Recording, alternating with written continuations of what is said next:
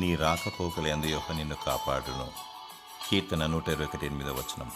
వాగ్దానమిచ్చిన దేవుడు మాట తప్పనివాడు. నిన్ను కాపాడువాడు కునుకడు నిద్రపోడు. తన దూతలకు ఆదేశించి నిన్ను భద్రపరుస్తాడు.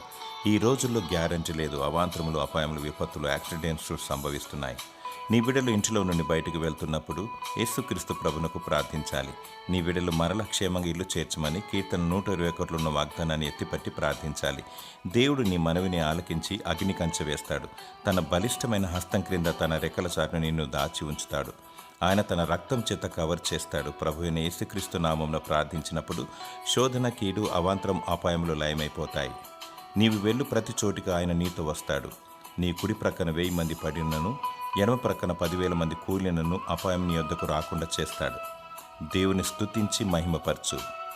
దేవుడు నిత్యము నీ ప్రయాణంలో తోడుగా ఉండి నిన్ను భద్రపరచునుగాక. Amen, amen, amen.